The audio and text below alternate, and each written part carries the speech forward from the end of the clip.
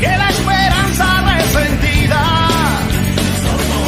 que la oración que busca el verbo, con tormentas y sus riesgos, entre cielo, tierra y mar.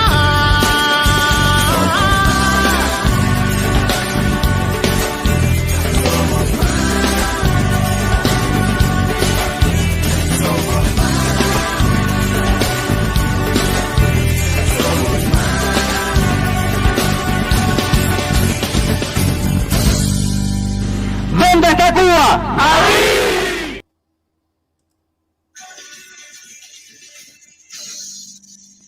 ¿Dónde está Cuba? I can't see the screen because you have all these things in front of my face. Well, we're live already. Hello, everybody. Hi. I can't see you. I have all these things you put on in front of me. I can't see myself. I'm sorry. What did you do here? So, everybody, I want to welcome you to another edition of Somos Más English with my beautiful co-host, Iskra Perez Salcedo. How you doing, Iskra? I'm okay. I'm just trying to figure. Oh, there we are. Okay. Hi, everybody. Sorry, I was having some technical issues here. Getting used to all this. Hi, everyone. It's been a long day for me. Wow, I started really early with interviews and all kinds of stuff. So, but yeah. Hi, everyone. I feel you. Yeah, end of the year, everybody's trying to get every project and thing done. So yeah, I feel the same similar pressure. I wanted to talk today about a very serious situation. I noticed some things that the tyrannical communist dictatorship of Cuba is doing, and it kind of reminded me of what happened in Rwanda, the Rwandan genocide. I want to show you guys some images so that you understand what I'm talking about. Right now, first I'll share a peaceful protest by a former merchant marine officer. What happened? Sailor. Right.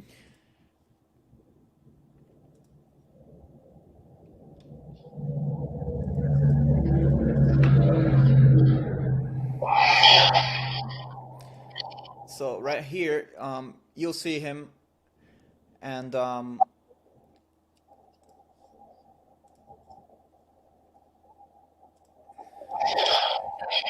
he's basically in his hometown in a public square, and he's supporting the San Isidro movement that we've talked about before. They were they're artists, different types, not just artists, but different types of people that came together to demand freedom of speech and just a better living conditions for the people in Cuba. Right. And it was, quite successful in catching the attention of the other people in Cuba, and then they also got support from the wider artist community, and those people, around 300, went to the doors of the Ministry of Culture. And Right. many people saw this on social media inside of Cuba and outside of Cuba, and then other protests started like this one. So he comes out to the square with his face mask, completely peaceful. He says, "Look, this is my documentation. I here of my own volition. I am safe. This is my certificate of my resume." And basically, he also got kicked out of his job because of his political views. So he says, "I'm gonna be here. This is my war, my trench, right? Nobody's gonna shut me up anymore. I'm ready to go to jail. I'm ready to go to jail so that my son can live a free life, etc." Okay. And then this happened 20 minutes after.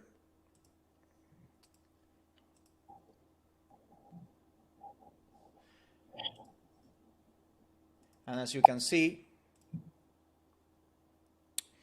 he has been beaten up. What happened here is that he was violently attacked by a thug, a drunken thug in the neighborhood. But, and this is key for today's topic, is that is how genocidal regimes work. They use other citizens for their dirty work. That man was literally sitting peacefully in a public square, and somebody came over and beat him up. Correct. And this man has intestinal fortitude, to say the least, because he has not shut up. And then I'm going to share because there's more. Yes. And then recently he found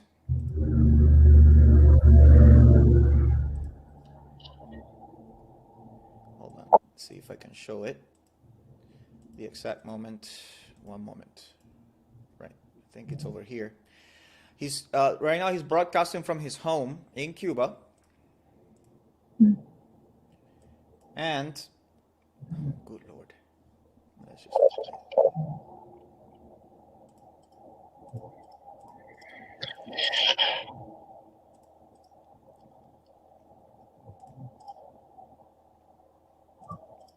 and he's saying that when his wife came out in the morning in order to buy food for their child, she saw something outside of the door, and what she saw was, oh, hold on, where is it?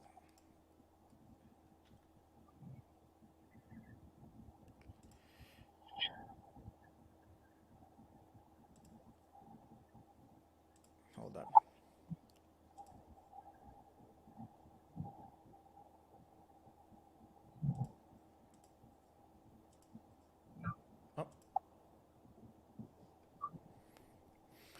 What he found was a Molotov cocktail, excuse me, on his doorstep.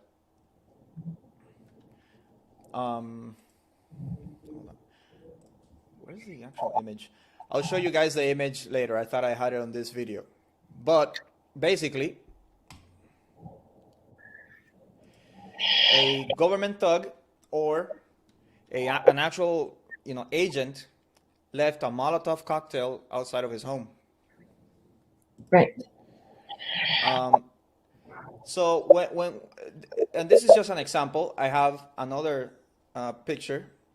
Facebook user. Facebook user, you cannot participate because unless, let me see a name. I don't see a name. I only see a. You don't have an actual profile. So no, I'm not gonna let you participate. Only folks with internal fortitude can participate here. So I don't know who you are. Right. I wanted to show you then an official site, the Twitter account of the government's propaganda arm. It's called Cuba Debate, Cuba Debate. Now, these folks posted something today quite interesting. Let me show you what it is.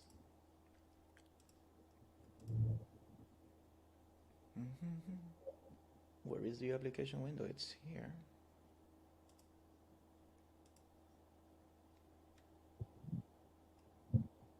Yeah, okay.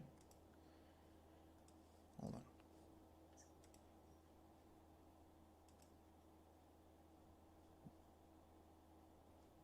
Oh, the photos. Here we go. Sorry about that, guys.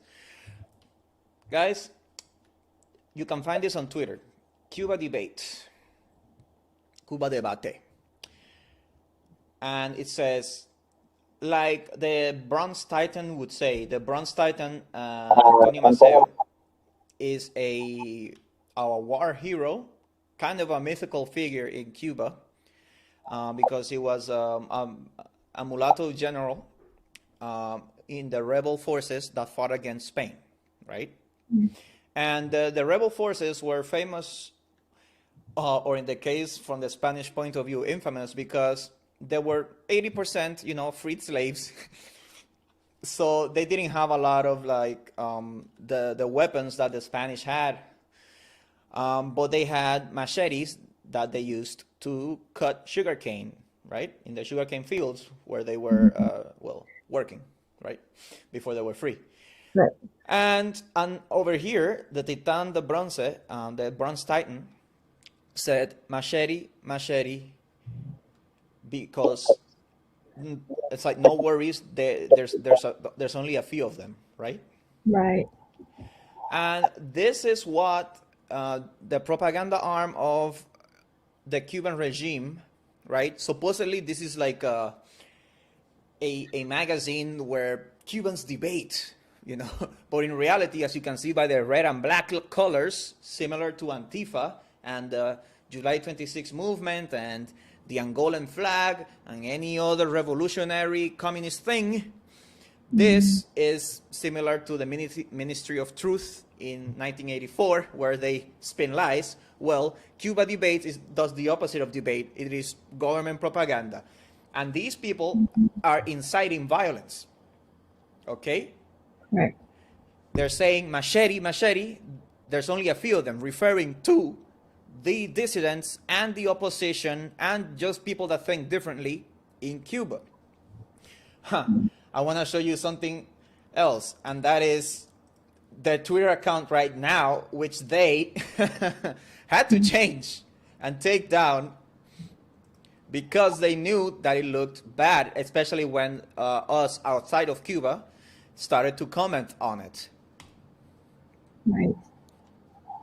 So now it doesn't say machete, machete, machete. Now it says, oh, the Bronze Titan guides us in the battles of the revolution. But then if you scroll down, you see that people already had screenshot the original genocidal comment just to let them know, hey, what happened? You got scolded? So that's, something that's a little funny. But now, in order to look at this scientifically, step by step, I wanted to share with you this parallel that I saw in the Rwandan genocide. Right. And the key here is slaughter as self-defense, right? Ideology and organization. The organizers of the genocide use ideology to bring, let's say, the average Cuban or the communist-minded Cuban or the ignorant Cuban to fear and hate the different Cuban, the democracy-loving Cuban, the freedom-loving Cuban, or the dissident or the opposition. Then they use the institutions of the state to transform the fear and hate into the myriad acts of hunting, raping, and killing that made up the genocide. To make the ideology deadly, the leaders had to be able to give orders and see them executed. For this, they had to control the military, check, the administration, check, and the political parties, check. They use the radio to disseminate propaganda. We all know that all media in Cuba is controlled by the government. But without the channels of command, the radio staff would not have sufficed. Of course, this is one that, so this doesn't apply in terms of like any other variation or independent sources of media, except for the ones that the government allows just to look good for the international associations or NGOs or whatever. And as you can see here, in that genocide, propagandists use newspapers and radio and etc. If, as you know, Cuba Debate, Grandma newspaper, all the news. If you think that outside in the Western world, mainstream media is biased, in Cuba, it is run by the government, everything. So they already have this. Check, check, check, check, check. And over here, I want to highlight this part. 2 weeks after the first attack, and when the invaders were already retreating, local officials incited the Hutu. Let's say that these are, again, the people that repudiate the people that think differently, the protesters, right? The peaceful protesters. These are they incited just the common Cuban, right? Living in wherever, to kill some 300, let's say, protesters, neighbors. And this is key in a self-defense operation. So the government incited one part of the population to kill their neighbors in self-defense operation. Slaughter as self-defense. Keep that in your mind as I show you something very interesting. I've shown it before, but let me bring you back to it, and that is an article in the Cuban Constitution. Let's go. Where is the Cuban Constitution? It's here. Okay. Here we go. Now, okay, Article 4 of the Constitution reads like this. Citizens have the right to combat through any means, including armed combat, when other means are not available, against any that intend to topple the political, social, and economic order established by this Constitution. Of course, if you try to topple the political or social or economic order, and what is that order? The socialist system. And this Constitution supports is irrevocable. I'm going to read the whole thing so you understand where I'm going. The defense of our socialist homeland is the greatest honor and the supreme duty of every Cuban. Nothing about family there, nothing about God. Treason is the most serious of crimes. Whoever should commit treason will be subject to the most severe sanctions. The socialist system that this Constitution supports is irrevocable. And this is the clincher. Citizens have the right to combat through any means, including armed combat, when other means are not available, against any that intend to topple the political, social, and economic order established by this Constitution. In the 2019 Cuban Constitution, lynching has been legalized. Ladies and gentlemen, this is a genocide waiting to happen. Right. And I say that not just because of the parallels that I've shown you with the Rwandan genocide, not because of this in the Constitution, not because of what's happened to the different protesters, but also because of the conditions regarding COVID. Because if we look at the steps to conduct a genocide, I'll show them to you right here, excuse me. What was it?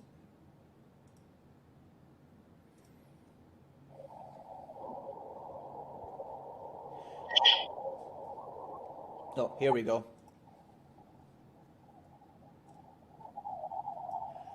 The steps to conduct genocide.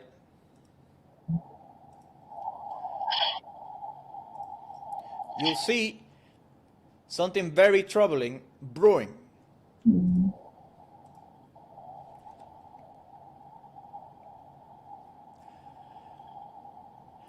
The first step is classification. I'm going to zoom in so that you can see it. Hold on.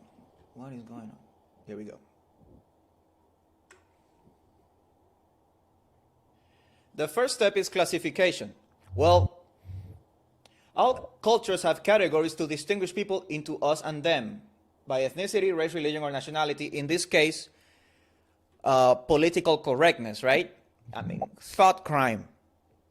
We're talking about non-socialist people, Not even, because these artists, most of them are left-leaning. They are against the embargo. They are not Trump supporters. They don't want Yankee imperialism. They don't want annexation.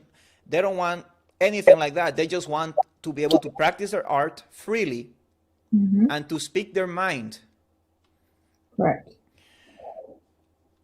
So, over here you see that they mention, German and Jew, Hutu and Tutsi, and in this case it would be revolutionaries, versus,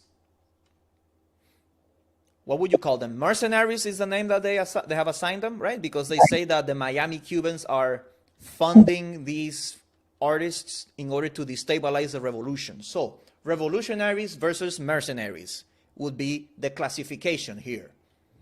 Okay? Then we go to symbolization.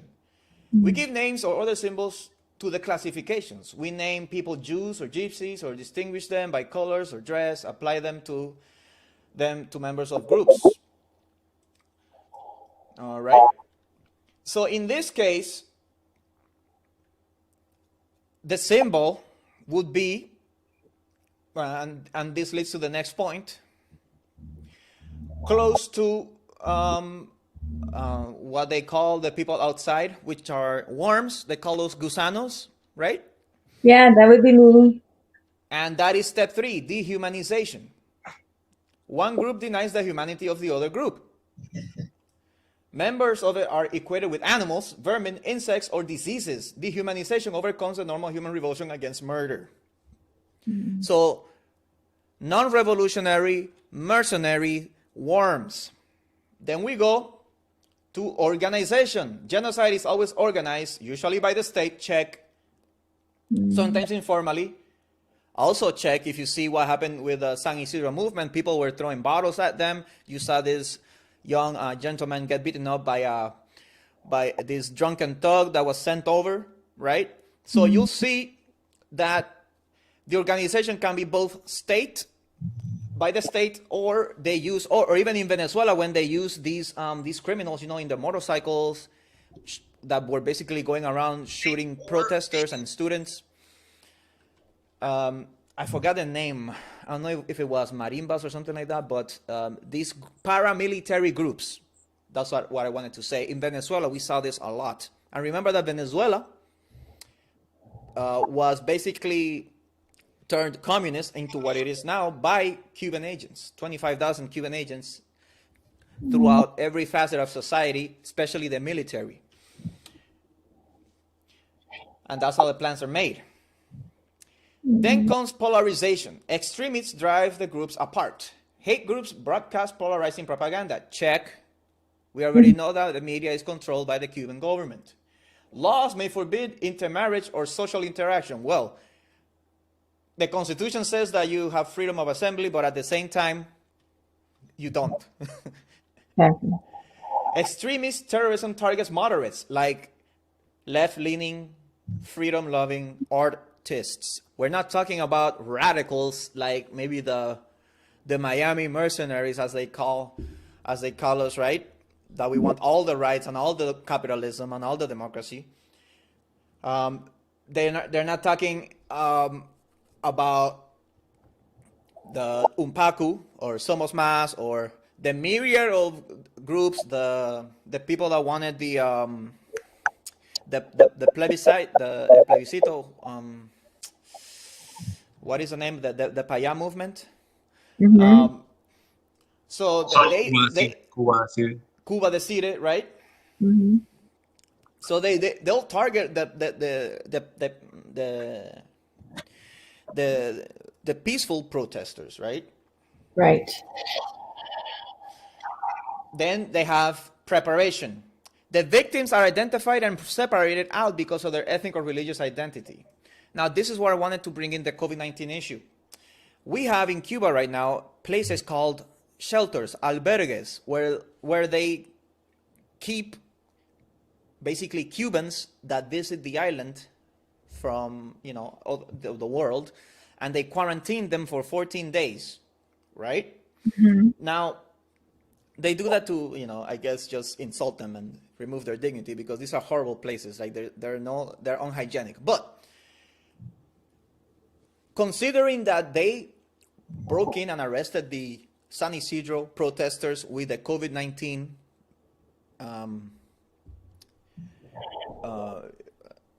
made up reason, pretense, thank you, oh my God, with the pretense that one of them had already had a checkup, but the checkup was not good enough or something, some lie.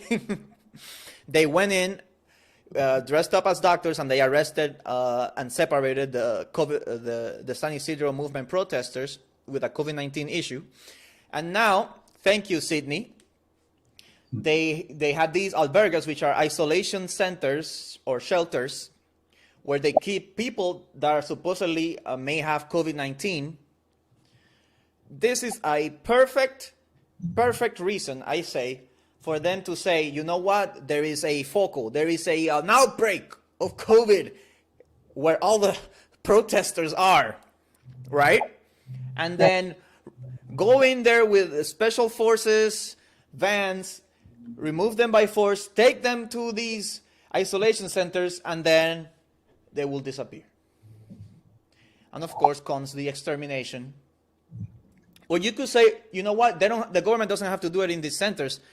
They could say, oh my God, you know, out of nowhere, this multitude of people just came to the isolation center because they were very angry with these protesters, and we couldn't stop them from breaking in and killing everyone. Right. And of course, that leads to the denial, right? Which is, of course, them always covering up, like they did that tweet, right? They said, machete, machete, machete. And then they say, oh no, it's different. We caught them.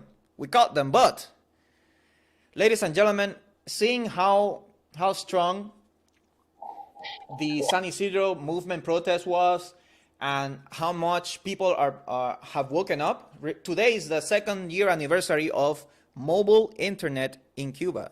That's right, 2 years ago, for the first time ever, Cubans were allowed to have a browser connected to the internet on their mobile phone. 2 years ago. Due to this, many people in Cuba, although you may not have seen, have woken up. And although right now you see people just filming, before they were not even filming. Now these images are getting out, and now we are standing up for them, and they know that we have their back. And that is also why we're doing this stream today, because I want to make sure that the world knows, Right, that they could, and they have the ability, the power, they have the excuse, they have every means to commit political genocide in Cuba. And that is the end of my exposition. How is everyone? How's everybody? we're Good evening. good. Let's I want to bring in some of our friends that are I think on the chat. I know Sydney's there, and so let's put our link through. I also sent you on Saturday night. I send you another link of a young boy that his story moved me, because he made a video coming out of his own home where he had just had an extensive fight with his own family that were asking him to leave the battle, and right after, I saw that video, that video moved me so much that I made a video myself, and I actually, it was towards the Cuban mothers.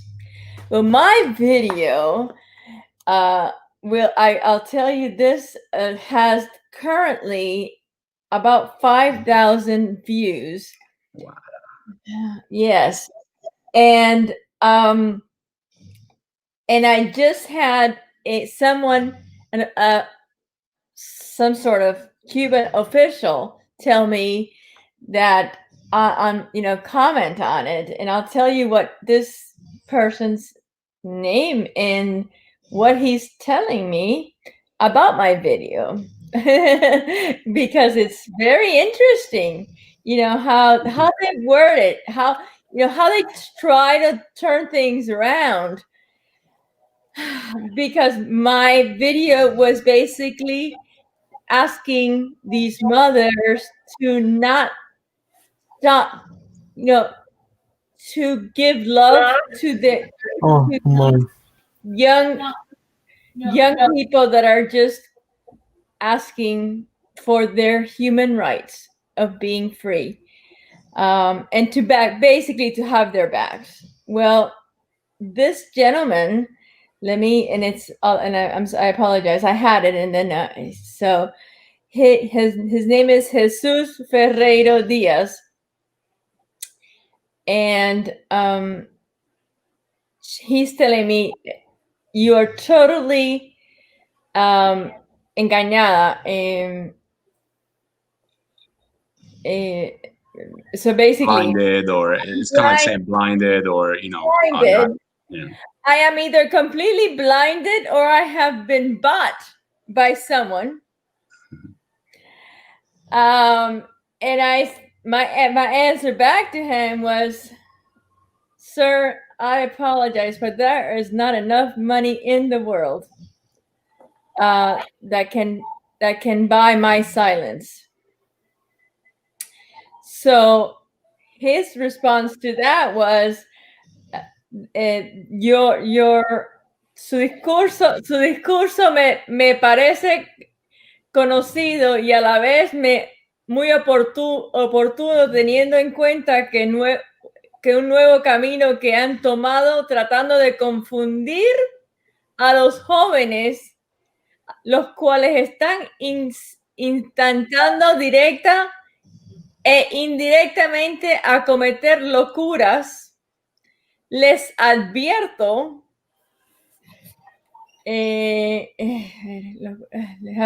eso es un delito. Decir la verdad, no, pero tergiversar con el ánimo de causar un desastre social con algunos jóvenes desorientados sí es un delito. Solo les advierto. So basically, he's telling me that we're inciting our youngsters to go out and do and commit, wrongdoings, which we're not.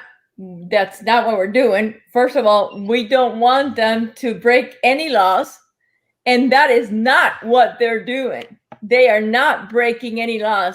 Everything they have done up to now has been very peaceful. I want everyone to understand that they have no guns. Our young adults and our young people and no one in the Cuban population have guns. So they have nothing to defend themselves with. Okay? Give me 1 minute, Ernesto. Let me finish that. So for these people to be saying that we are manifesting or inciting them to go out and commit or break the laws, it's insane. That's not, they haven't burned anything. All they have done is put up signs asking for freedom for them and their country. And as a mother myself, as a Cuban mother myself, I am very proud of what our young children are doing, our young Cubans are doing right now in this new generation. You are up, Ernesto. No, hi. By the way, the text hasn't finished. I have the thread continues, and we'll go into it because I tell him, look, I don't think that freedom of expression has I tell him, I don't see how freedom of expression, which is a human rights, is committing is breaking the law, because it's not that it doesn't that's not in any other country, that is not breaking the law. And he tells me, his answer to me was, it's not the same to ask for freedom than to difamar y calumniar, than to say lies. And I tell him, they're not saying lies. They're talking about their truth. And all they're asking is to be able to do it freely. End of story. Go ahead, Ernesto. How you guys doing? No, I just wanna say hi to everybody. It's been a while. I'm being in the school, at the same time try to be active. Yeah. So I'm back in the school full time again, and kind of like get to adapt to everything here. Well, I'll tell you what, when once tax season starts coming around the corner on January 15th, between January 15th and April 15th, and who knows, because last year it extended up to July. So, and I think this next year I see very similar things coming. So, you guys are going to lose me quite a bit, but we'll see what I can do. Oh, wow. Yeah. But welcome. Thank you for joining us tonight. Thank you. No, I mean, it's a pleasure to be with you. And I just want to say one thing. I'm kind of like need to catch up because there's a lot of things missing, especially with the older. I hear a little bit here and there about San Isidro and all that, nightmare that the Cuban people is actually suffering right now. I'm very sorry for what I'm seeing on, through the listener and you guys. And it's very sad. I mean, I never saw that we're going to be living in the world that we live in, especially in Cuba, having all that stuff that, they don't respect your own property. They don't respect your private section. They just like violate them because they want to.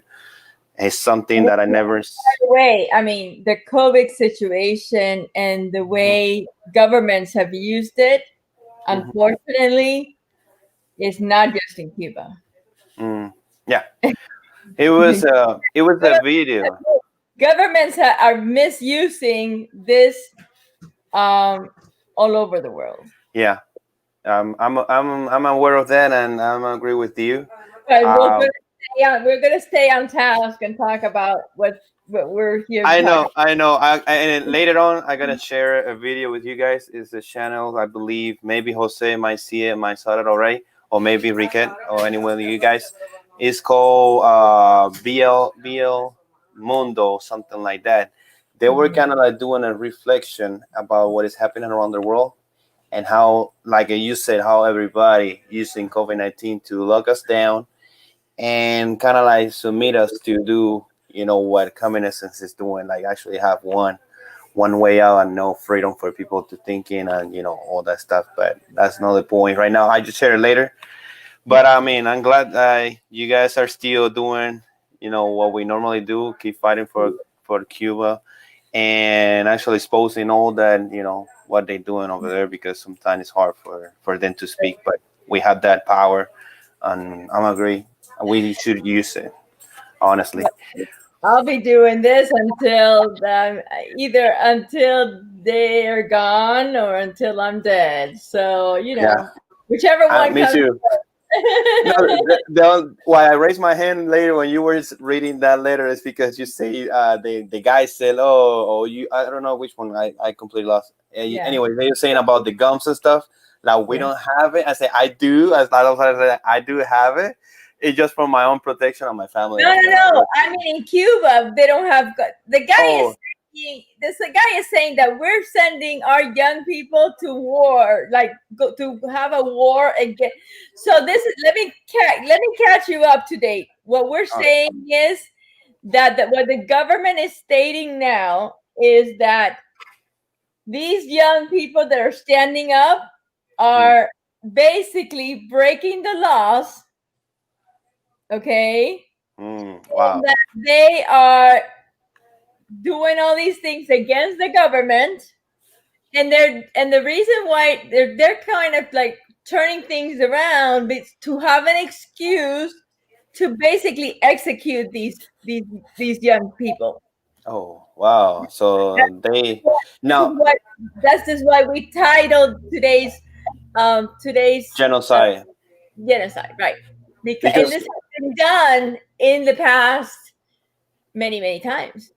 Listen, when mm, I don't know if you saw, if you haven't seen it, go to Carlitos Madrid's today, oh, a 2-hour interview with Carlitos Madrid, and I talked about well, my most of my life, but he concentrated on when I left Cuba in 1980, and that was exactly what they did.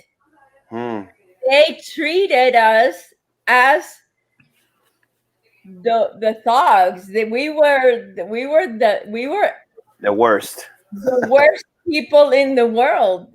We Yeah. were criminals, and the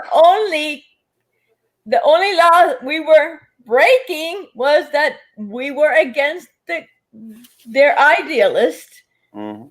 idealism. My I mean, I was a child. First of all, I was bullied and told that I was a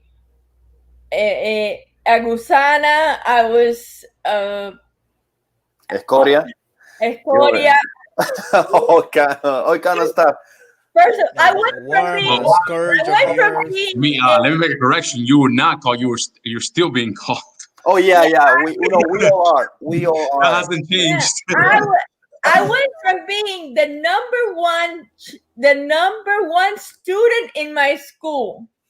Okay, the number one student in my school.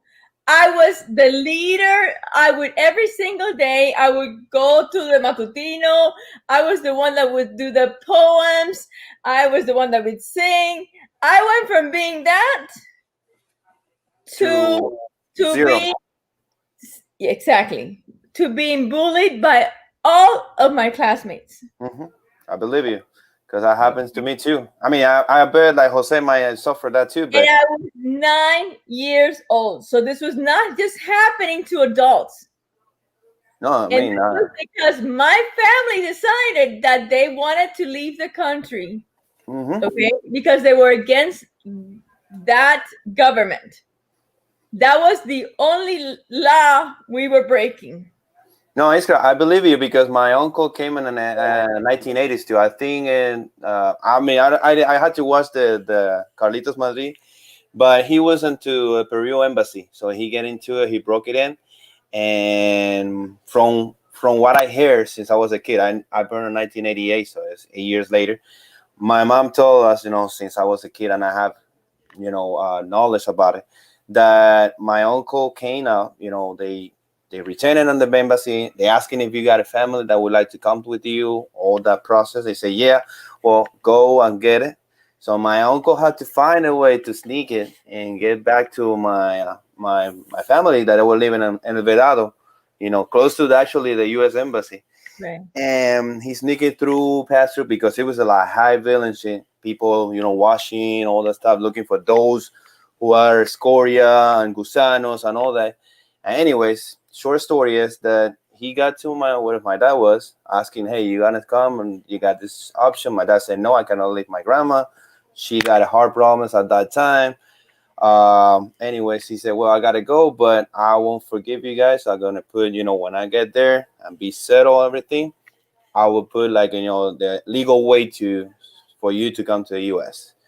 And he left. And the way back, those people that now receive us, like, you guys are welcome. You can come back. You're Cubans again. Yeah, They because beat him. we had this. They beat him. But I mean, my uncle tell us that there were, like the center, what we call cabillas, the metal thing from the construction, they fold her on the carbon box. Yes. And when a baseball bat beat him up, like he barely, he got lucky, like he got almost, surrendered by those people, like a couple, like a 1 or 2 blocks away from the embassy. So they hit him, wasn't that bad. He couldn't make it, but it was like, I'm surprised when he came back on 1994 or something like that, some of those years, the same people actually bully him and said all that bunch of stuff that is being told by that guy. It's the same people, say, "Hey man, how you doing? You're welcome back. We're glad to you here. Do you got some And cash they for me?" needed our money. They needed our Wait, dollars. They were Ernesto, Yeah, you say that they use rebar, that metal Yes, thing. yeah. yes, They yes. wrapped it around hmm what? My uncle says like a carbon boxes. You break it out the Cardboard. boxes and you fold them. Cardboard. Yeah. Carbon boxes. Yeah, Oh, so wait, they wrapped it in. they wrapped it up so you don't It see it when it's coming, right. and they Like hit in you with the that. Oh my God, what is the name of the The when you regular get boxes, the the one that shipment you. from Amazon? What's the Yeah, name? there you go. Oh my lord. Cardboard. I'm sorry, This Jose. What was it? Cardboard. cardboard. Yeah, Okay, so they got a rebar, they wrapped it in cardboard, and then and they will then beat you hit you with with that. that. Yep. Yeah, so that people can't see the rebar. They just saw the cardboard, so they think that they're not hitting them with hmm something heavy. They're hitting them with something light. Okay, And so in the news it would look like a pillow fight. yeah, Cardboard. yeah, boom, boom, boom. Exactly. But in the Wow. center, it's not. A lot of But people got really do bad you injury. guys know that they put us in a concentration camp? A lot of people don't know that. There's no stories about this. They hmm put There's us not. in a concentration camp. They put us in the Mosquito. We were there. I mean, for days we were there. My family was there for 3 days, but there was hmm thousands of people, and we were Yep, there those guys. Yeah, we're with talking about those guys. we were And there Jesus. with It's true. people from jail. We were there from people from that were for out, that had psychological. They took the people from the los locos, the Mental Mazorra, institution. mental disorders. Yeah, and also Riquet, whatever they found, that was just one thing. It could be like a baseball bat, a piece of wood, anything that can break you down or hit you super bad. They use it, and also not just that. They will go back to your family that is had nothing to do with you leaving the country, and they throw eggs on you, at your house and everything. And I was like, wow, my mom has to step outside and say, I will bet, I will dare any one of you guys throw anyone egg. I got an old lady she's sick. She got heart problems, and you guys need to respect yourself before you throw a first egg. It was very bad. there was 13 of us leaving. They would come in trucks and buses. hmm It was every day for 2 months. People would come and just it was horrible. You know, one I thing already told the story today, so I'm not gonna redo it, but it was just as exiles, one of the things that we haven't done a good job is about telling our story, like the and true that's story in English. Like I wish that we could get the the Cuban media national news and translate it, hmm or because for example right now for the last week they're doing exactly what the name of Briquette's title for this live is, which is they're preparing for genocide in yeah, case things get out of that's hand. why we're doing They these El programs. Menticiero. This is why we're Yeah, in doing the it. Mexico, they've been putting propaganda every day for an hour or two, pretty much one making it right for people to pretty much go against their own people there, making it that it's legal. So that came out like in every in the national newspaper. Everybody knows now that they have this, like Raquel was saying, they have this law, but they did not just don't just have the law. They're promoting the law for this to happen in case things get out of hand, and they're excusing it by saying that there's people paying from outside Cuba. But honestly, if there's any, first of all, there's very few people who are even doing this, and second of all, it's Cubans. They're saying that it's the CIA, which is an insult to America. They're saying that the U.S. is doing like trying to raise paramilitary groups within Cuba, which is a complete fallacy. We wish, but no, that's not happening. It's just that the manipulation they're using. If we're able to tell for example, the American people or anywhere in the world, like exactly what they're saying to the Cubans in Spanish, and we're able to say that in English, it's a game over because they're full of like complete manipulation of like supposedly the U.S. gonna go invade Cuba tomorrow, and that's not happening. Yeah. So it's they're preparing the people to get the military on civil with civilian clothes and go out there, start beating up anybody, any young person who gets up there and starts protesting, and Exactly. then for whoever in the population still believes in that system, archaic system, to join them and go at it. It's gonna be a And civil that's war. why we can't stop. That's why we can't stop. We can't stop talking. We can't stop informing. We can't stop having these. And we can't. I just had surgery on Monday, and I am here today because I know how important this is. That's good. We can't stop.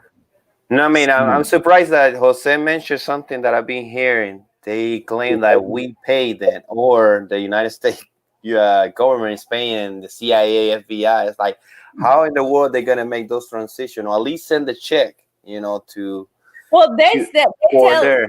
they plus, tell like us. they're using like if you see in the news what they're putting like this low like this like they're finding these people who are common criminals who are supposedly doing these acts, right, and supposedly are getting paid from Cubans here within the U.S. and they're saying that the CIA is behind this. Come on, really? The CIA is going to get people who are completely unequipped, completely not prepared, completely they're not. Let's say if the CIA is going to pull something, it's not going to be that. And then, I mean, don't we wish that the U.S. or somebody, not the U.S., anybody internationally stops Right. in and puts a stop to this? Mm. Why is it getting out of hand? Because their own people, even socialists within the government, reformers, are finally saying that's enough, and they don't Yes. know where this is going. For everyone that's in the chat and everyone that is saying what a good job you guys are doing and how important this is, please share it with your friends. We are just starting this channel. We've been at it for a couple of months now, right, Riquette? Yeah. And we are on normally. Are we going back to our normal routine at 8 o'clock, Riquette, or are we? What is? I like 10 o'clock better. I'll be honest, just because I got a lot of stuff to Okay. do. So we're So gonna be it was a pretty tight okay. So we're schedule. gonna Yeah. change the schedules to Monday at 10 p.m. But please share it with your friends. It's important for this information to get out into the world. And we all have we all have people that speak English. So if they can't come in during this time, at least they can see it at a later time. So please share this. Please like our pages. Please come in and discuss with us. We love having new people on here. It's important for the word to get out. Please, Help please. us make content. Maybe you don't want to show up in camera, but maybe you have a piece of content that And that maybe, is translated or something, and you can put it up. like our pages, put comments on comment. All of that makes the pages, it makes the comments move more. So we need that kind of movement so that more people can see it and it gets to more people. That's the whole point of this. Sydney Cindy's don't want to quiet. talk. Yeah, he don't want to talk or what? He's just gonna take notes and. I'm just absorbing Oh. from all of you guys. Yeah, it's a very hi everyone. It's a very very interesting topic, and we've been dealing with this for a long time. And in the specific case of the genocide, this is the 21st century. Genocides are not popular, and they know, but but they still have that card under the sleeve as because it's backed up by the Constitution, which is the worst. So I don't know any constitution in the world that would back up genocide. And our constitution in the Article 4 is very clear about it. If you have no other means to defend the revolution, the armed means are good to go. So they are giving you the green light for the people armed themselves and fight with whatever they have. Back in the days of in the 19th century, in the fights for the independence with Spain, they used machetes, and that's what Rique was showing. They used machetes as well in Rwanda, and they are machetes are still available for Cubans because we don't have armed weapons, we don't have Or lawnmowers. We guns, don't have so lawnmowers, they so are. people cut the grass with machetes. Just putting that out there. Yep. So I think they are just threatening uh, with the information of the law, the supreme law of the land in Cuba, that is backing up the is backing up violence, and it's I think, but in the bottom of their hearts, they don't want to use a genocide, but it's working very good as a way of threatening people to say we can do it if we have no option. And they are very good at spreading the word because they have the media. Yeah. They have the formal media and they have the informal media. The informal medium is the CDRs, the Committee of Defense of the Revolution, the other FMC, Federal Federation of Women, and they have all this mass organization they have created just to like an informal way of the people gathering voluntarily. And so they have both sides of the story. They have the formal, which is the military and all the things we've been seeing in the last couple of days in Havana with the special forces, like SWAT troops and all kinds of special teams that they have for like uh, anti anti gathering or whatever they want to call it. So specialized forces, military, to fight back if the people would like to take this decide to take the streets. So they also like to put names on us, and they have very specific terms, and the terms mercenaries, the terms terrorist are very delicate terms, because if you are saying terrorism and mercenarism are crimes.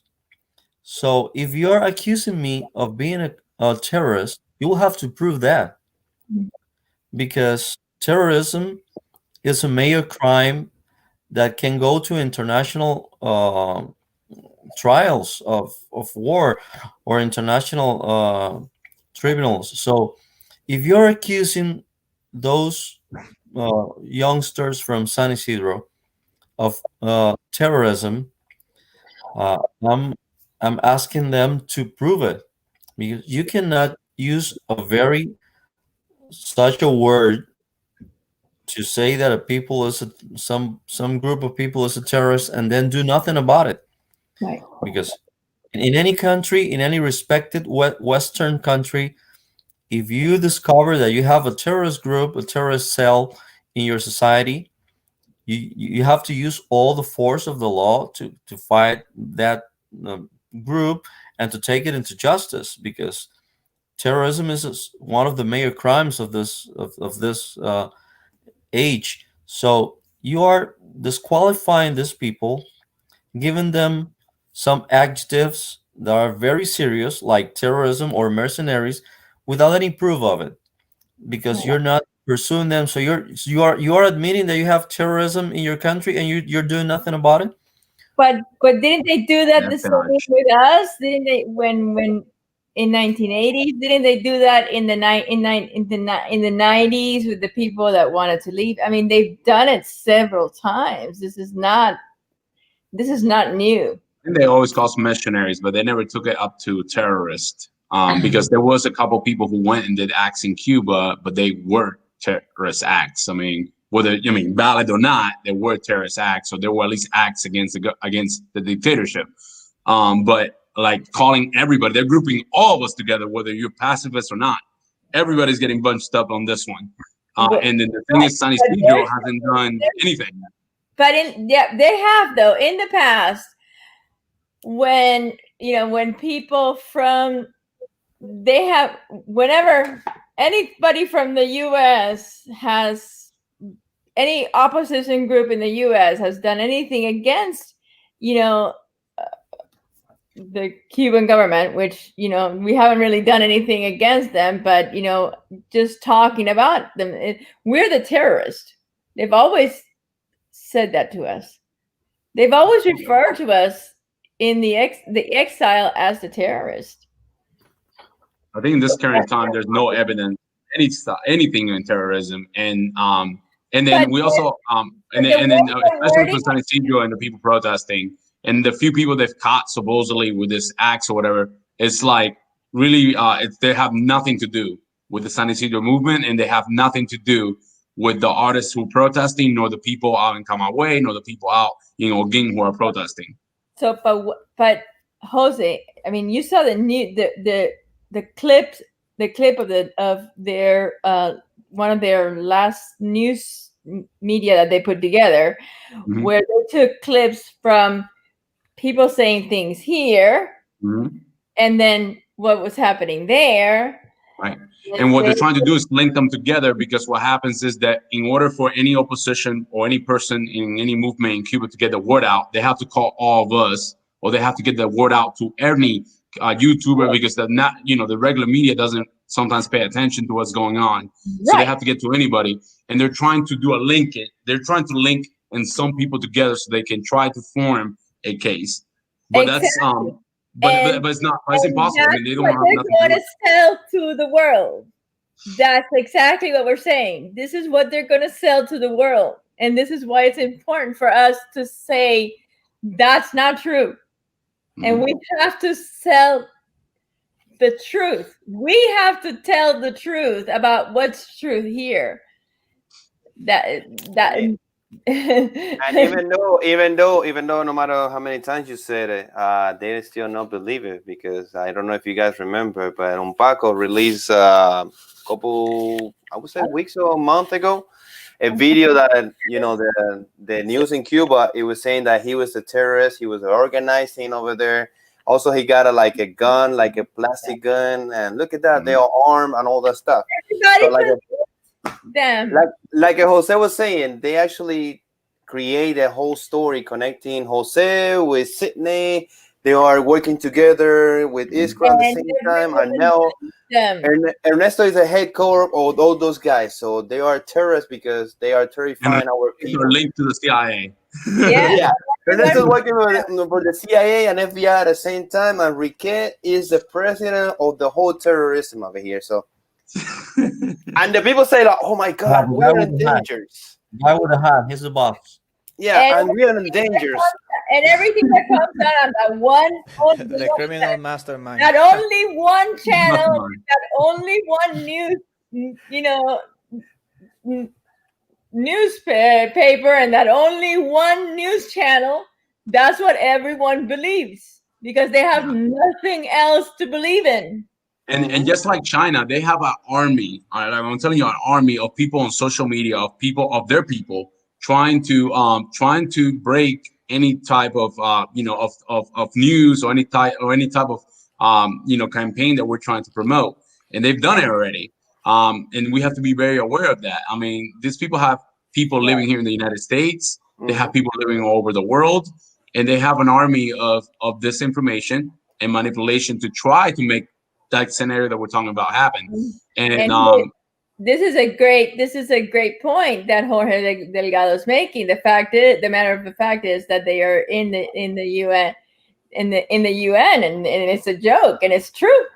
Mhm. Not only are they in the UN, they're part of the board of directors. I mean, It's also I mean it's also true that the other day my sister passed me on Facebook a video ultra calling back there in Cuba right now, using I think Wancho or any other one of those YouTubers, and they prank it. They say, hey man, I got this is this going on over here, and the guy just started, oh, don't worry about it, we got everything in control. He pretended that he was one of the highest level No, he didn't commander in pretend. chief. To be honest, that was the highest. Like in in Cuba, you have provinces, and then in some Yeah. provinces you have like cities or municipalities. Municipal, This is yeah. the guy in charge of the whole Mhm. intelligence for the whole municipality, saying that you're about to say. I was laughing, but at the same time I was scared. Like, is that gonna be the reaction when something like that happens? I mean, We it sounds should funny. translate that so that people know what we're talking about. Yeah. Honestly, I mean, because this guy was saying, "Yeah, we got the rapid response unit. Those are regular civilians ready to unleash on civilians." He was saying, "We got our cyber people working. That's their social army trying to disseminate information and trying to manipulate the situation." And he was saying, "And we got people to beat up others, and we got our repressors ready." Honestly, if we translate that, that's gold. Yeah, I mean, they were laughing, but I mean, we laughing because we know what he's talking about. But he was given names like, oh, the muchachos, mean the kids, and stuff like that. We laughing because it sounds funny, but that's a neat name to how they're gonna repress whoever actually don't comply for what they want. And that's at the municipal level. Imagine the whole country. The whole country. So it's something on the country, far, far from the country. We're not talking about Havana City or where the actually big kitchen is. And I was like, wow, is that how they're gonna react to something like small? I can imagine, like Jose was saying, what would happen in Havana? What would do when more people actually start, protesting and acting rebellion and stuff like that? What would be the next step? Get the gun and start shooting like you guys were saying, like massacre, killing people like no problem until you commit to it or you comply. I was like, scary. Well, I've heard. I think there was one guest in Eliezer's show that spoke about how in his mother's house in Cuba, the government told her that they needed her to collaborate for the revolution, and then they went into her closet. They dug out a hole in the wall and they stashed automatic firearms in there. So I bet they do that in a bunch of different houses all over the country, and they are ready to keep their power, I think, because remember, if they look what's happened since they let internet be widespread, by Cuban standards, right? The social media has not stopped. We have not stopped. Yeah. We've grown, right? Right. And things are getting out of hand for them. Okay, if you look at, I just saw this video from Luis Manuel Otero Alcántara, Luisma, yeah. And he had like more young people, in this artist sort of like get together. Right. You see a lot of this stuff in Wynwood, but before the beer bug. Here you go. Wait, you know what? Let me share it with sound so that you guys can laugh. We can explain to the English-speaking audience what we mean and what it means. You're so funny. Okay, here we go. Should be able to see it. Right. Oh, wow. And I made it big. Make it big. Go big. Or go home. Come on.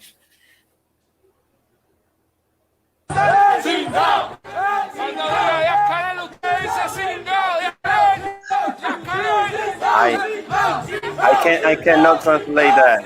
Okay, don't ask me that, man. That's way too much.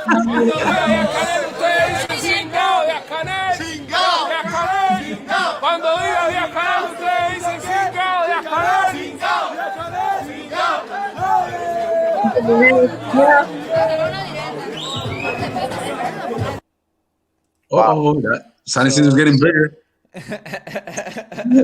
Basically, they were saying they were calling the current president Diaz Canel a son of a B word. Yeah. Done. If you wanna, Closer. if that's That's one way of closer. saying it. That's that's a nice way of saying it. But these are not these young people of color, right? We're not even broaching that weird like subject, right? Because the dictatorship looks at one way, and then a lot of Cubans look another way. But we don't have to go there right now. It's not that month. Maybe in February we'll go there. And I wanted to okay, it's 11:15.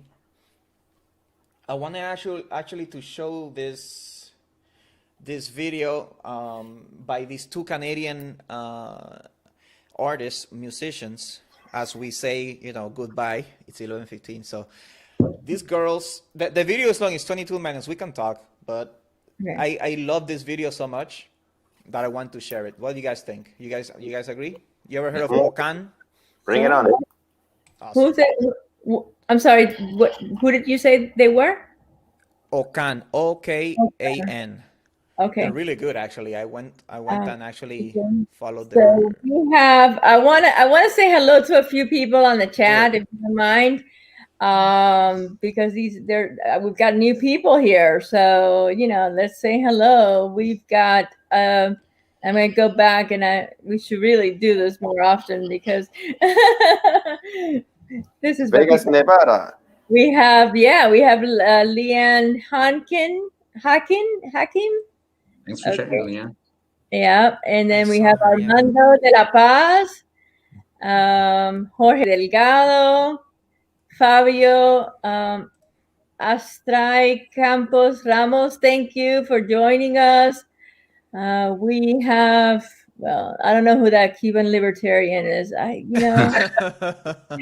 It's a new guy. Where did you see Fabio? I'm trying to find his comment. Here we go. There we go. And we have Jorge Delgado. Did I mention him already? Yeah. Okay. And then we had someone from Las Vegas, Nevada, down here, and I can't. Now they're gone. Like Cuban Digital. I don't know who that is. Okay, Fabio Astan. Okay, now I missed. And then there was someone from Las Vegas. What happened to them? They're around. I think I put them up. That was Jos Goods. Okay. Yeah. So thank you, everybody. All the new people that have joined us. Thank you for joining us. Please share. Please like. Please comment. We want this little channel to grow and to get to, we want this information in English.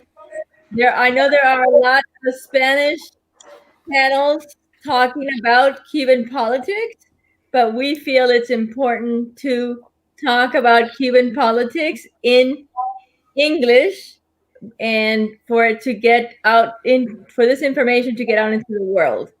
And that's why I had thought about doing something like this for a very long time. And we just started this a couple of months ago, but we really want this word to get out. So if you can please share it with your friends. I know a lot of us have, American friends that speak English, and, European friends that speak English. Everyone in the world except the Hispanic world speak English. So that's why it's important for this information to get out there.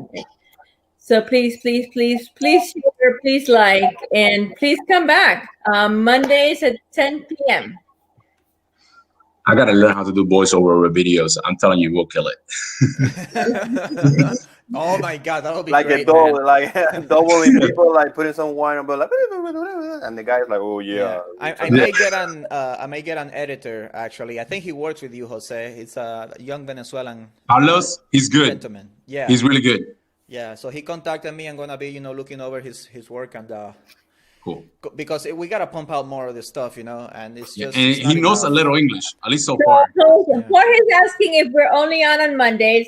So Jorge, we're on Mondays, but Jose Views down here. Jose View, please introduce yourself and tell Jorge Delgado what days you're on. I'm one more of many. I'm on English on Tuesdays, which is really what we're really trying to get this word out in English. On Saturdays, I do one where I let everybody in on at 3, and that's in Spanish. But really, we're just trying to kill it in English. Tuesday nights at 8, I do mine in English, and yeah, that will eventually change if I can find a better way of doing it. But that's what we got. So that's it, and we join Jose all the time. So you'll see us over there. You'll see us over there. I got Roma tomorrow, so I'm excited about that. Oh, nice. Yeah, I got Roma. So we'll see if Roma steps up and tries a little English. If not, I'll translate the whole thing. If she speaks English, I'm having her over here too. We'll find out tomorrow. No. I won't have her tomorrow. But, I said we'll find out if she speaks English tomorrow. Yeah, definitely. Okay, well, yeah. She was game, so hey. You beat me to it because I've had her in my list for a while. Yeah, so, that's awesome. Yeah, good for you. I'll be I'm usually around the same time as Jose, or sometimes not. Sometimes on Wednesdays. It depends. I've been trying to do more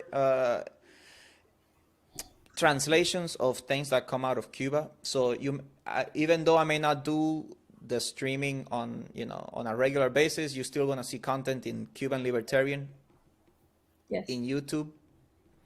So you can follow me there. I'll be interviewing. I'm talking with you know what? I'm not gonna say who I'm talking with, but it's gonna be a very nice interview with a very excellent guest. By the way, I did. I actually had a conversation with Albuquerque, and I'm gonna get with you because we're gonna have him one night over here with us. Yes. I'll be good. I'll be good.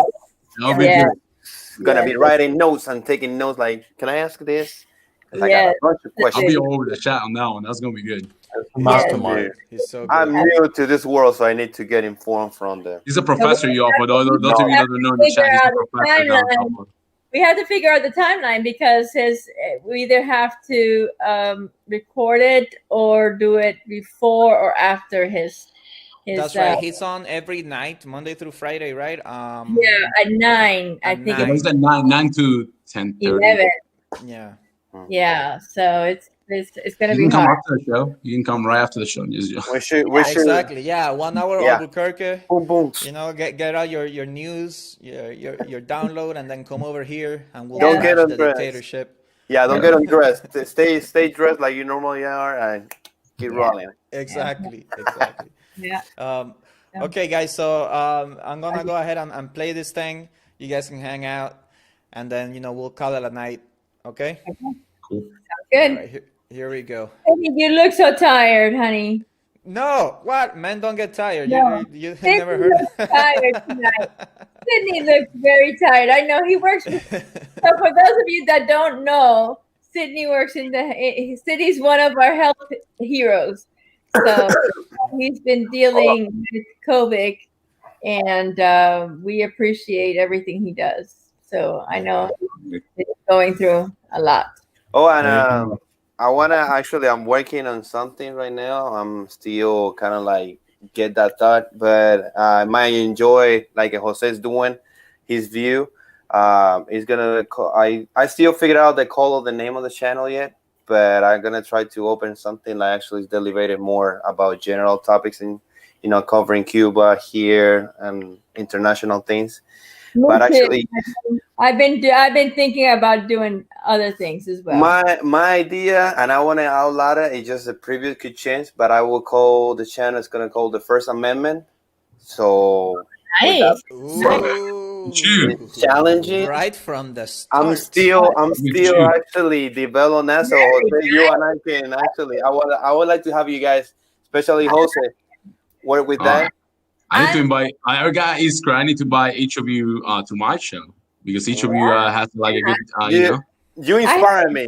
So with with Jose, so we can do it. We can go to each other's show. At least we Yeah. already have plenty That's of content. right, yeah. now, right? Yeah, I'm very excited. I started thinking for a while I'm actually working with Somos Mas and here in Tampa, but I was like, Well, I got this.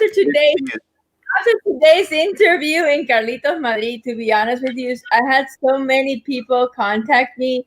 I actually think I moved a lot of emotions. People needed to like. I had an older man call me in tears today, and I felt so bad.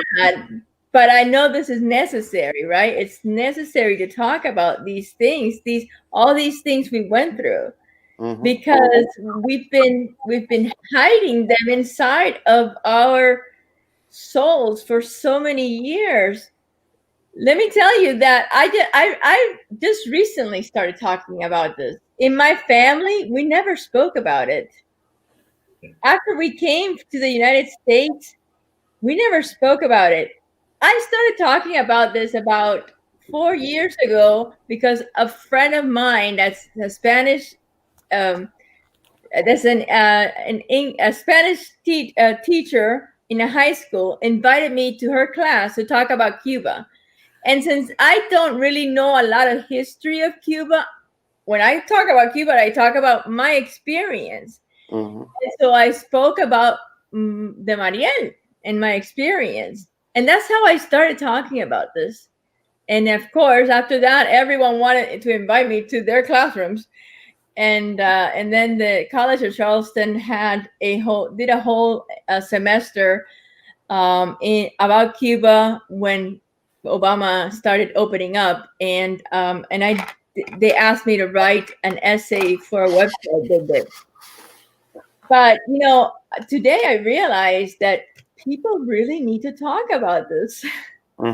Really need to have these stories talked about, because we need to start. First of all, the world needs to hear everything we've been through.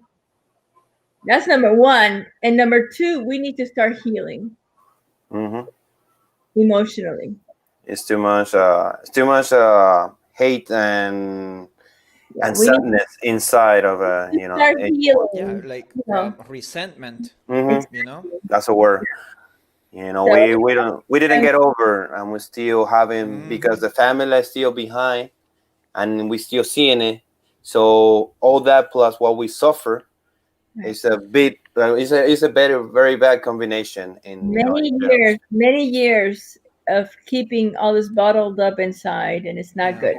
Yeah, it's like you swallow this bitterness, and at the same time, you just that's why, and you live your life and everything, and but that's exactly why I mean, thanks God I need a break a little bit. So all these classes and stuff kind of like pushed me back a little bit. Because like Iskar was saying, you get so into it, the topic, either what is happening here, what is happening in Cuba, what is happening around the world, that sometimes you need to stay out for a little bit until your brain kind of like catch up, because too many information. You see people, what happened in San Isidro, aggravates me. I got really mad of it. And I was like, I don't want to talk about it. I just want to chill out until I can see clearly. Because honestly, what I want is just put every single person that did that pack up C4 and blow them up, because it's no other way. How are you going to actually do something to a group of people that is defenseless, cannot be actually, cannot defend themselves on the condition that we're doing? And you advantage of that and kind of like do whatever you want just to put an example. Like, yeah, you are a criminal. That's the example I got. You don't respect human life at all. So, but it's unfortunately, like you said, is you had to stay back and heal from the inside, because you're still seeing your family suffering while we are here still suffering for them too as well. Yeah, that's the thing. Because honestly, I feel great that I'm here, but it's just that I feel really, really, really bad about the people inside, my friends, my family, the lack of hope they have. So, but I mean, in a way, I'm thankful that I'm here. Because obviously I have a great life here, but at the same time, the only reason I'm even doing this is because I have a lot of people I love that have no hope and and then they're completely being, mistreated over there for no reason. Yeah. So we have a good friend that's in the chat right now. Temas a los locos, a lo loco. He has a Spanish channel that goes on Sundays at 7 p.m. And he's telling us that he's going to share his link in his channel. But thank you for being with us. I know that you're always supporting all of our channels. And then there was another gentleman, Jorge Delgado. He says he's a doctor and he had to leave his kids behind in order to escape the dictatorship. I got broke. Yeah, I Jorge, stories like we all, there's a story behind every Cuban, and I want to tell those stories. I think I'm going to start interviewing. I'm going to start interviewing Cubans and their story and start telling those stories because the world needs to know our stories. Yeah. You taking my ideas, all right? That's what I was telling you guys. What I want to do, The First Amendment. That's politics. That's got nothing to do with. That's what the First Amendment is for, freedom of speech. So you can say. So I want to hear it from everybody, and you actually want to take my motivational speaker.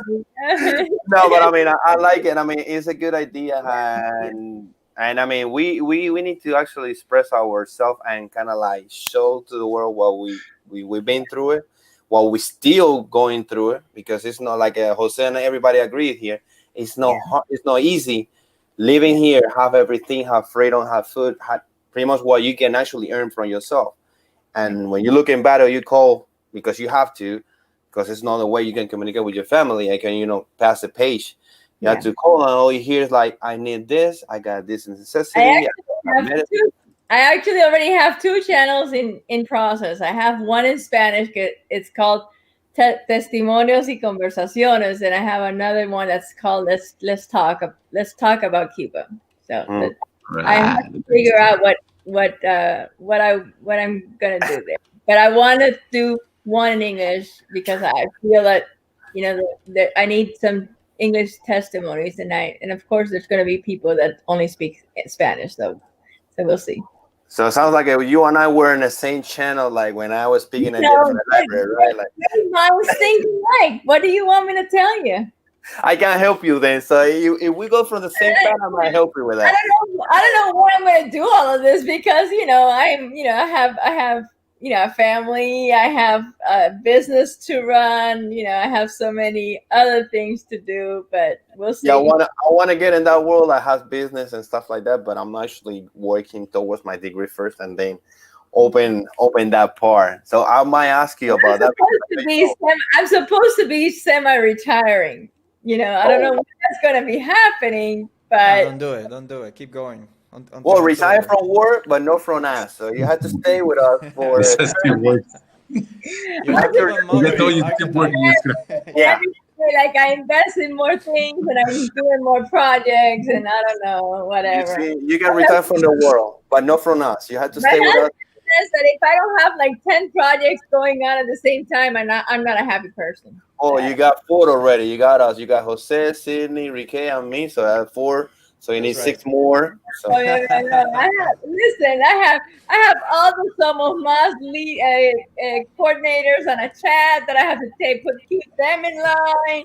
You don't know everything I've got going on. So you don't need. You got plenty of it to keep yourself busy. So the other side, the business stuff, don't worry about it, man. Just worry about us.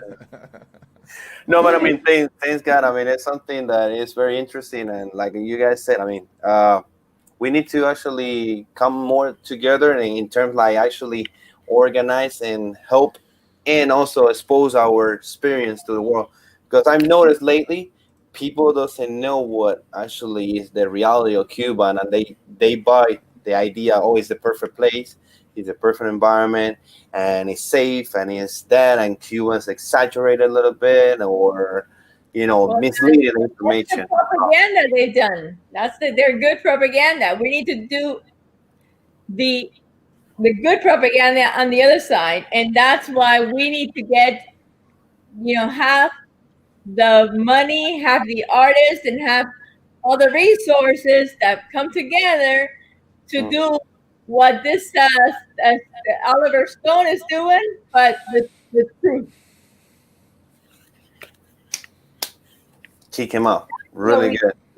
And we gotta talk about.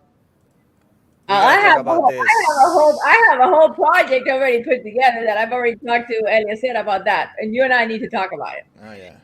Uh-huh. This we're gonna hit this as well. Let's go. But there's so much. In Spanish you say there is so much cloth to cut, tela para cortar. I mean, you could just make out so many manteles out of the Cuban question. It's crazy. Yeah. So Let's we have a lot to talk about, man. It's a long road, but I think things are also speeding up, right? Yeah, I agree. So it's kind of like one of those exponential curves. We just gotta keep going. More people will look temas a lo loco, right? Yeah. Every day we have more YouTubers. Every day we have more people telling the truth. Putting their truth out there. So that's what matters. That's the way to go. We're gonna get this dictatorship. I don't know. I think there's like a Chinese thing where it's like death by 1,000 cuts. That's little bit. Everybody. Pa, pa, pa. Oh, what do they say? Wait, they have a word.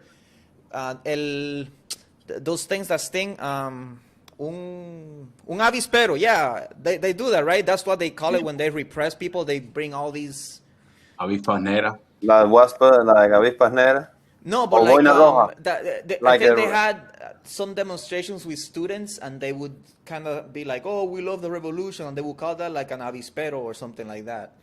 So we're gonna turn that right back on them. There's a lot more people that want freedom than like I don't know 100,000 Communist Party affiliates or whatever that they have in the island. It's 11 million versus 100,000. So I think we can do it. Don't worry, like Sydney said, we got Manchiri, so we got this. We got this. Bullets can't. I love how Vanessa says, like Cindy said. We got this. Number one, we have determination. Number two, we have information, and number three, we have the resources. So we're not going to give up. Oh yeah, we We got have all the our info. virtual machetes. Yeah. There we go. Just remember, Pedro Valdez said it many times in the cartoons. The Mambises here only one shot, and they just beat us with those machetes. So that's what we need to take. Yeah. It's so true right there. And it was right. I mean, we were brave at that time, so why not? But at some day, we actually started getting close to that point, like Riquet was saying, like everybody was standing down in line and said, kill me or give me my freedom, because we cannot stand. Yep. We got to continue doing this. Exactly. So I hope that they come soon, because Video, let's go. I got no more talking. bed. Good night, everybody. Good night. Let me see.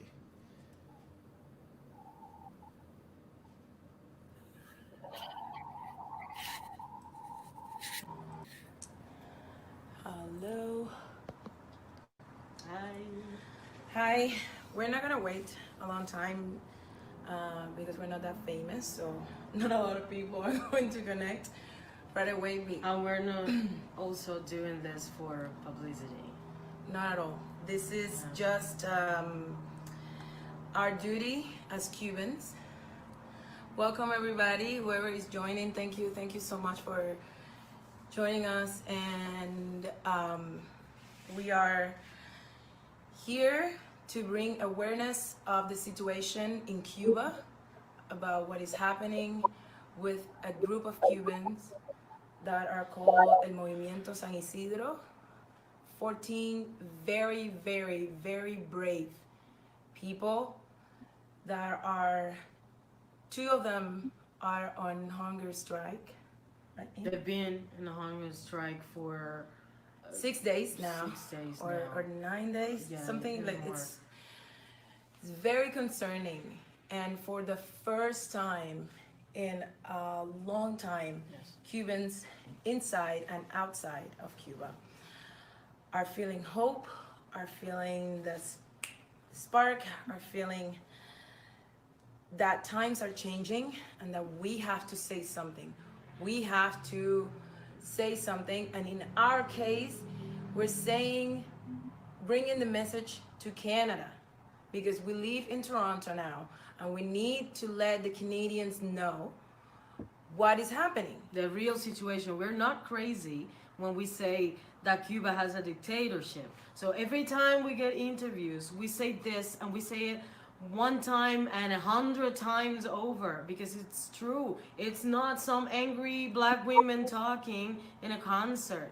It's just like we're trying to bring in awareness, because I know how wonderful Cuba is, how wonderful the hotels are, and the beaches and everything, you know, and the people. People are wonderful, and we deserve a future. I say we, yes, because yes, we live here, but our families, all of our families are back there.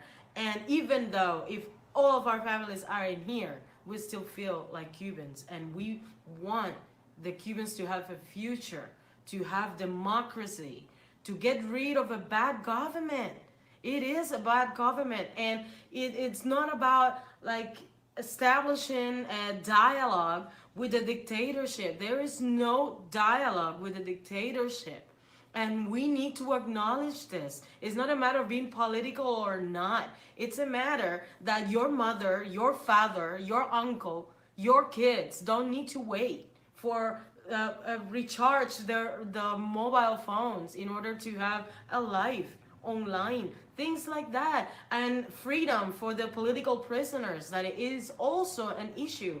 And in the dialogue that last night, at the meeting when they have at the culture ministry in Havana, yes, that was fantastic. That all people that we know that went to school with me, you know, and Isa, and we're all proud of them. We're proud of you guys. But you did not count on El Movimiento San Isidro. You did not mention any names. And you did not demand the freedom of Solis, Alcántara, and all these women that are being held in their houses right now.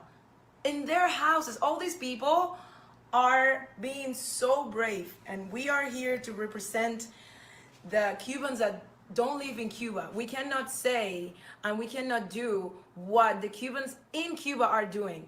But what we can do is to send this message in English for the Canadians, for all the people that follow us, and we're extremely happy to have friends here, that support us. Exactly. Yes, but our music comes from that struggle too, and you know, it's not a happy place, even though we make it happy.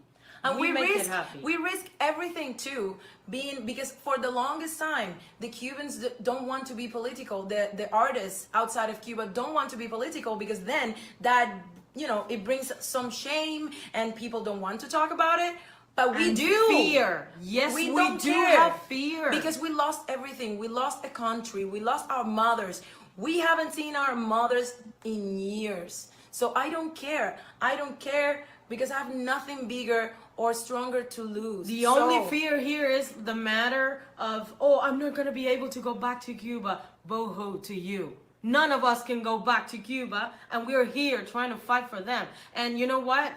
We've been told also, oh, but you're not there fighting among those people. I was one of them. I was there fighting. That's why you're a refugee in this country. That's why I'm a refugee in this country. I was there. But you know what? I'm no martyr. I'm not a soldier. None of us have guns. We are actually making peaceful. It's a peaceful protest. It is peaceful. We're only demanding our basic rights. And human rights. We should not ask for permission in order to get our humans right.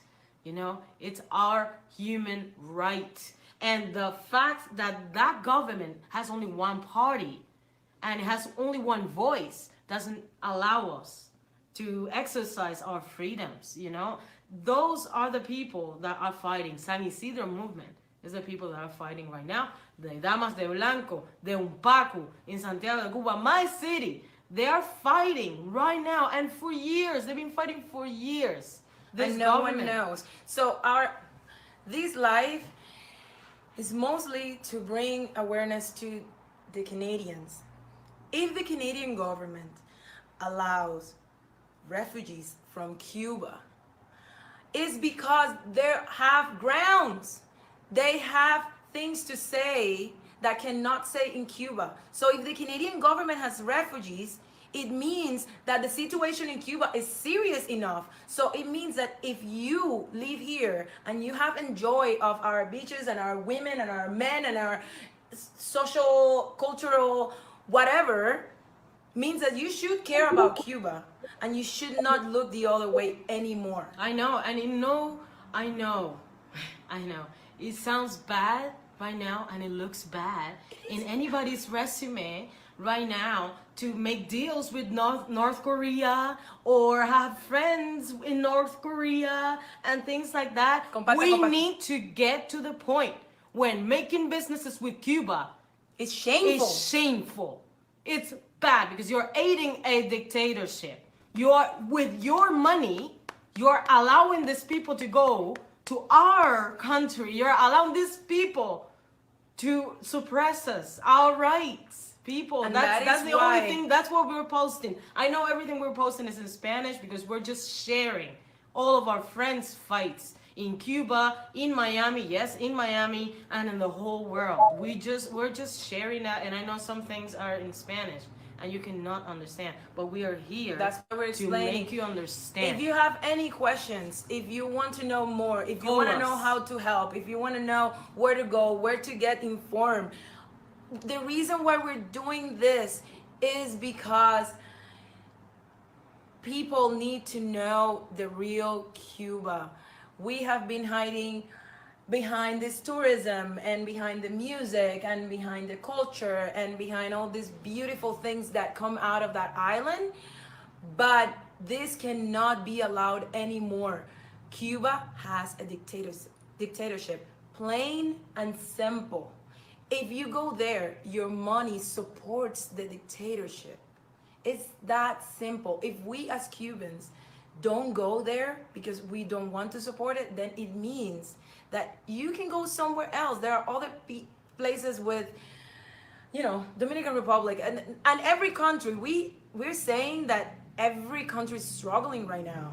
This is not And it more does special. hurts us because our families are there. So the fact that we're saying this, don't go to Cuba, you think that our mothers are gonna be happy because we don't go and we say, people, don't go to Cuba. Yes, they're struggling, but they will continue to do so because none of the embargo things that people say out there can. I know the embargo is real. People, the embargo is real with many things. That the embargo makes sure that Amazon don't get to Cuba. It makes sure that McDonald's don't get to Cuba because the big enterprises from the US cannot make businesses in Cuba. So I understand that.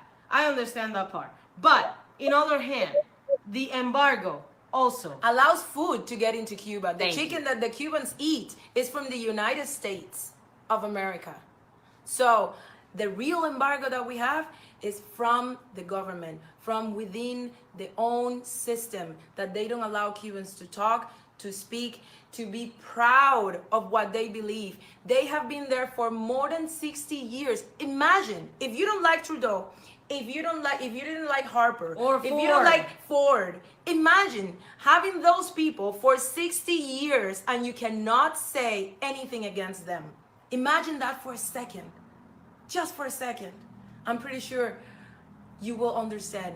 So it's important that you share, it's important that you ask questions, it's important that you understand the struggle is real. And also, people. yeah, well, what I was saying about the embargo is like the money that the United States don't allow into my country, my mom will never see it.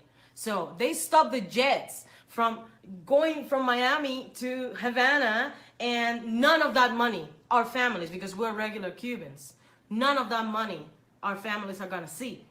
The only ones that are affected are the Castros. The only ones that are affected are their businesses. That's the thing. The regular Cuban don't see the embargo problem. You see why? Because they have no businesses. That's the thing. They have no businesses. There is racism in Cuba. There is all the bad things that you can imagine, all of those things. Every time I hear a Canadian telling me, but you have, oh, free healthcare, we Don't get sick. We get that free healthcare that don't get sick and don't go to a Cuban hospital because you would die from an infection, actually.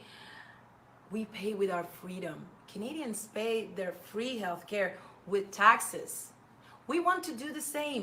We want to be the same. We want to be able to pay our taxes, to get money, to travel the world, and come back to our paradise. Because we live in a paradise. Our country is a paradise that you need to go there when it's wintertime and you're running away from a very, very cold situation. So we live in a paradise. We should be the ones asking Canadians for visa to come into our country. Because on top of that, we have to ask for so many visas in order to travel the world and go any little tiny place on earth. Cubans, our passports don't work anywhere because they know that we might stay, because they know that we might be immigrants. But at the same time, I dare you, all of you, to tell me how many homeless Cubans do you know? Cubans go anywhere in the world to work extremely hard. They learn other languages. There are Cubans everywhere, in Russia, in France, China, in China, everywhere. They learn the language. They work hard. They send money back. I don't want to be sending money back.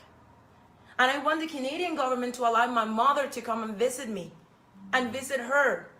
She hasn't seen her mother in 7 years. It is the worst consulate in the world. The Canadian consulate in Cuba holds the record for more visas denied. And it's only for Cubans.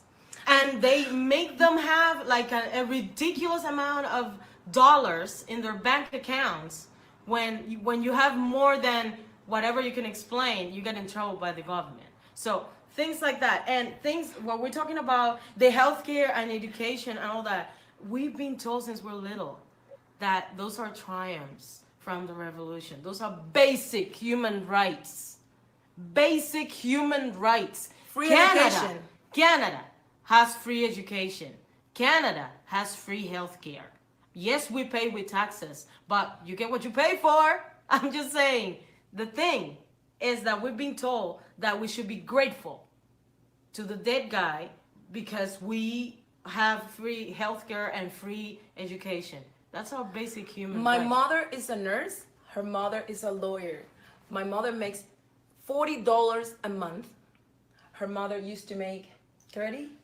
My mom 20 had to be a maid from a hotel. So forget about the law. She knows all the law, but she cannot exercise the law. You know why? Because she don't get paid. So the fact that she had to put food on my table and me not knowing anything about the outside world and the struggles from Cuba, I have to thank my mom for being a maid at a hotel. You see? Like serving you. One of those hotels. Serving you. And okay, she was happy and we made a lot of friends out of that. Like, it's not about you. It is not your fault. You're just there to enjoy.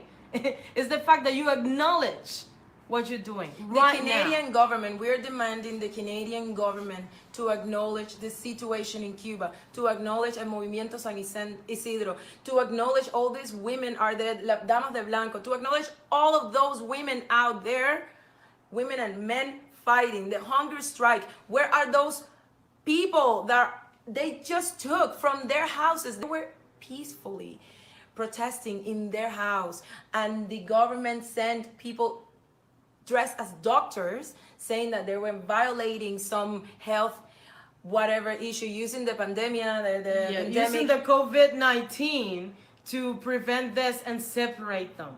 So you see things like that the regime, the tyranny, that the dictatorship has used for so many years. It's old, people. It is old. They've been doing this. Enough is enough. And a revolution, yes, it is happening in Cuba, but we don't use that word anymore because they stole it. They stole it from us. And that word doesn't mean the same to none of us. So please, what we're doing, we're not going to keep talking for too long here. No. We want to let you know that Cuba needs help. the Canadian government needs to acknowledge the situation in Cuba, because Visibility. you have thousands of Canadians, and I don't know how many Canadians, I know millions of Canadians go to Cuba every year, and only The a highest handful tourism. of Cubans can come to Canada, and they need to apply with visas and things like that, and horrible. Go to hell and back in order Yeah. to be allowed into Canada. Really? So it's not fair. Seriously? It is not a fair relationship in between countries. It is not fair that we are forgotten. It is not fair that people look the other way because they want to enjoy the country, the backyard of Cuba being so warm. You need to share this video. You need to let people know that the situation in Cuba is real. That yesterday, some artists went to the Ministry of Culture and made an agreement that does not work and does not represent the Cubans. In this case, we are talking about the immigrants. We are not representing the Cubans inside of Cuba because we don't live there.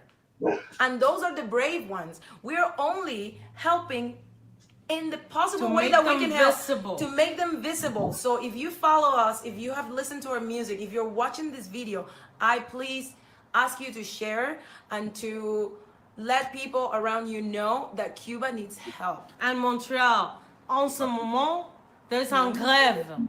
There is a riot right now by the Cubans in Montreal at this very moment. As Unfortunately, we speak. we're in we're in lockdown lockdown. We in cannot Toronto. do anything in Toronto.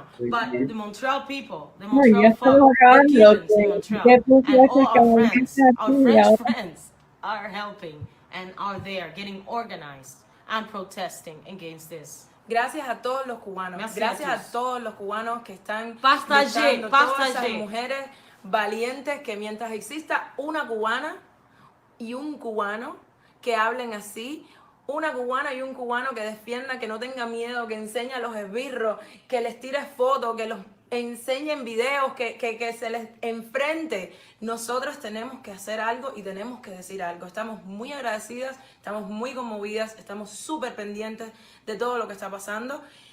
Y no importa, we can risk our lives and the careers that we have, and I'm doing this because it's important to put things in perspective. There are people willing to die, literally, for something that will benefit all of us. Yes. So the least we can do is share and comment and like And send it respect to people. everybody's effort to do that. Don't say that, oh, you're not in Cuba, oh, you're here, how comfortable it is to do that from the comfort of your own home.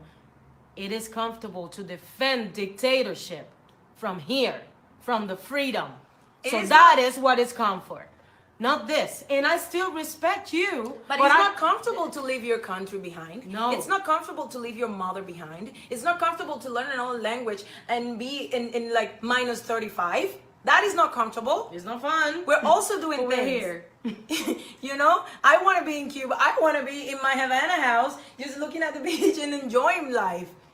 It's not comfortable for anybody, for none of us. It's not comfortable to be working here and sending money to my mother. If she's a professional, she should be sending money to me. Exactly. So she's a things nurse. do need to change because in my case, we've been living immigration. I've been living immigration since I moved to Havana. So I know what it feels to be an outsider because I felt that. And I felt it with the police harassment in Havana just because my ID said that I was from Santiago de Cuba. Yes, that was the Cuba that I used to live in. So that's why immigrating here was a piece of cake because I've been doing this for a long time. A long, long time. And many friends out there who already went with me to Elisa, if you think differently, like for a tiny minute, you get sent to jail and you know it. And that's our fear. We got fear that for our families in Cuba. But Right you know now, what? yep. That's not the way we're But they have helping. nothing else to lose. That's Exactly. it. What are you gonna take from them? The food? They have no food. The money? They got no money. The dignity? They got no dignity. They So stole it all. they stole our soul from us. So, and they are cowards because this is what they do. You think differently, they beat you up. They beat you up and they lock you up. And this thing needs to stop. Now, it is not only the US. Don't worry only about the US. Worry about Cuba. This is happening. This is for you, the Cubans, and for you, the Cuban government. So thank you very much for watching and listening. Please share.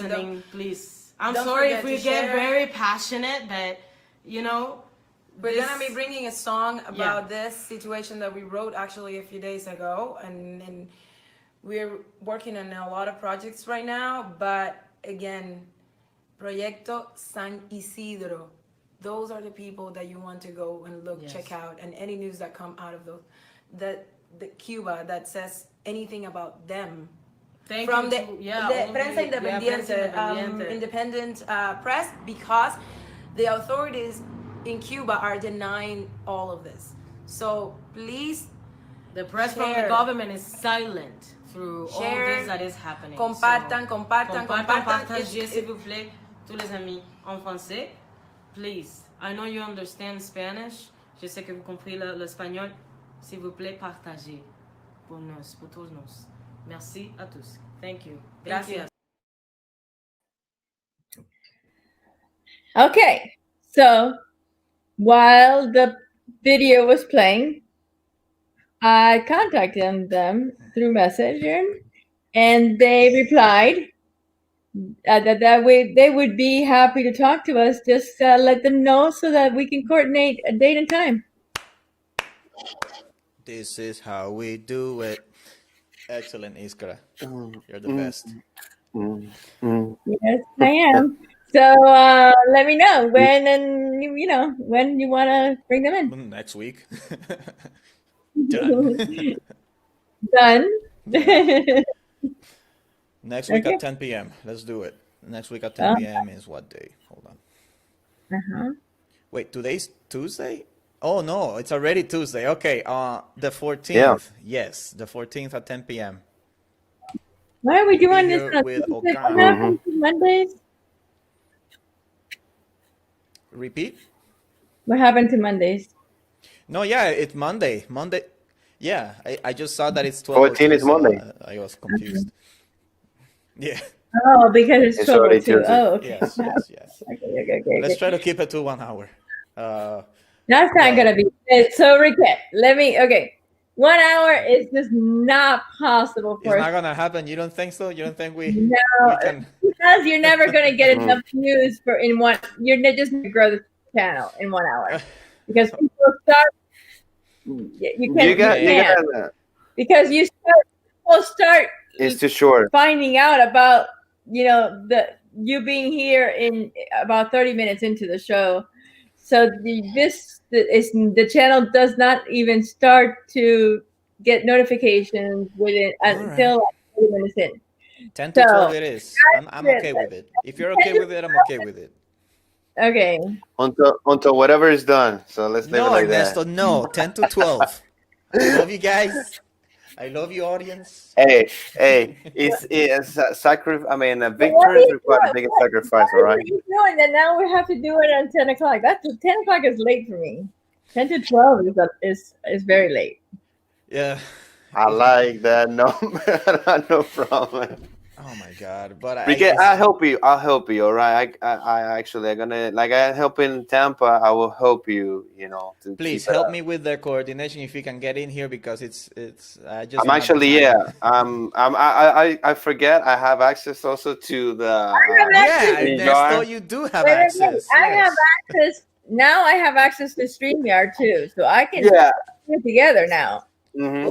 There you go. Yeah. So let me know. You got my number. Text me what you want to have in advance if you don't have it, and I can back you up on that. Can we do 9 to 11, Iskra? Yes, we can do 9 to 11. Tell them we're going to do it at 9 p.m. on the 14th. Got it. Done. Alrighty. Done and done. Okay. Thank you, guys. Thank you, everyone. Have a good one. Bye-bye. Viva Cuba Libre. See you guys. Pleasure. Thanks, everyone that's joined us.